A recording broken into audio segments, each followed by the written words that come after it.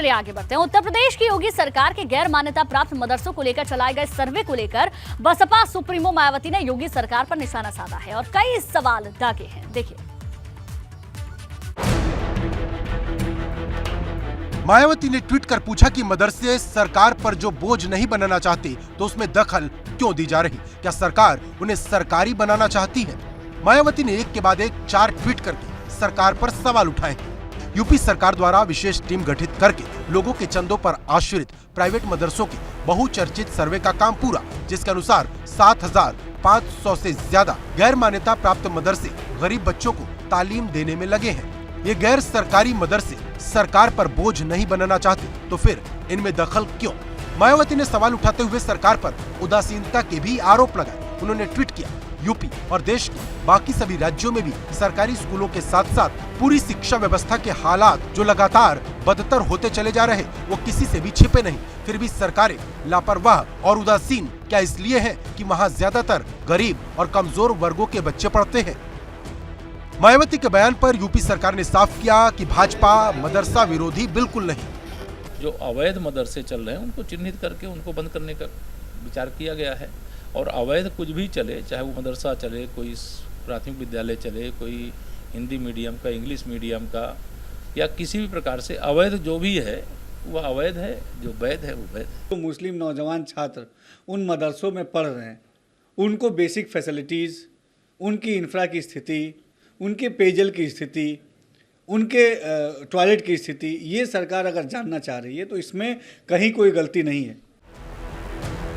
योगी सरकार ने यूपी में मदरसों को लेकर जो सर्वे कराया है उसमें करीब 7,500 मदरसे ऐसे हैं जिनको किसी भी बोर्ड से मान्यता नहीं मिली। यूपी बोर्ड की ओर से जिलों में डीएम के स्तर पर मदरसों की स्थिति की जांच कराई जा रही है। इसका फाइनल सर्वे रिपोर्ट तैयार कर 15 नवंबर तक सरकार को भेजना है। रिपोर्ट के आधार पर सरकार गैर मान्यता प्राप्त मदरसों को लेकर आगे फैसला लेगी। Bureau report, ABP Ganga.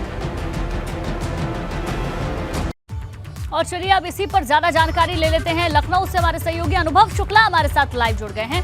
अनुभव, सर्वे जब शुरू हुआ तो उस दौरान भी कई सारी बातें सामने आई थी और अब मायावती की एंट्री हो गई है क्योंकि चुनाव नजदीक है तो इसे वोट बैंक से जोड़ा जा रहा है। सर्वे सिर्फ एक बहाना है, मुस्लिम वोट बैंक को साधना है, ये कह रही है मायावती।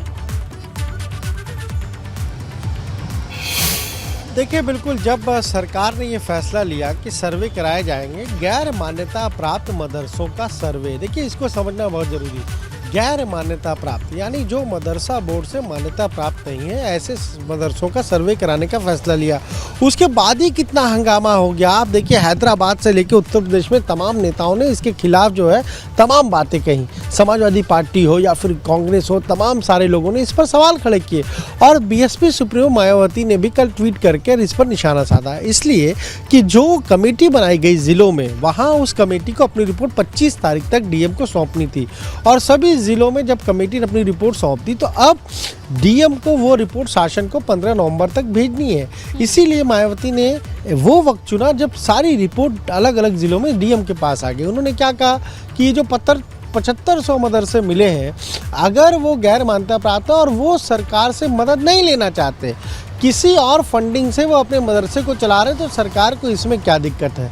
अब देखिए, यूपी सरकार ने जो सर्वे कराया उसमें कुल 11 पॉइंट थे, 11 बिंदुओं पर ये पूरा सर्वे हुआ। उसमें सबसे महत्वपूर्ण यही है कि आखिर फंडिंग का क्या जरिया है, मदरसों के लिए फंड कहाँ से आ रहा है, ये भी काफ़ी महत्वपूर्ण है। और सरकार ये भी जानना चाहती है कि कितने मदरसे कुल उत्तर प्रदेश में। देखिए, एक आंकड़े के अनुसार 12,000 के आसपास कुल मदरसे हैं जो कहीं ना कहीं जो सरकार के पास अपने रिकॉर्ड हैं। और अब अगर 7500 गैर मान्यता प्राप्त है तो आप ये सोचिए ये संख्या 20,000 21,000 के आसपास चली गई। तो कुछ समय पहले हमने देखा कि किस तरीके से वेस्टर्न यूपी के जो जिले हैं वहाँ पर सबसे ज़्यादा अगर हम कहें तो गैर मान्यता प्राप्त मदरसे मिले थे। तो इसीलिए अब देखिए इस पर सियासत हो रही, पर सरकार के मंत्री क्या कह रहे हैं कि हम किसी मदरसे को बंद नहीं करने जा रहे, हम तो केवल रही है। और लगातार केशव प्रसाद मौर्य का भी बयान सामने आया है कि भाजपा मदरसा विरोधी नहीं है, लेकिन बयानबाजी लगातार जारी है। बहुत बहुत शुक्रिया जानकारी के लिए।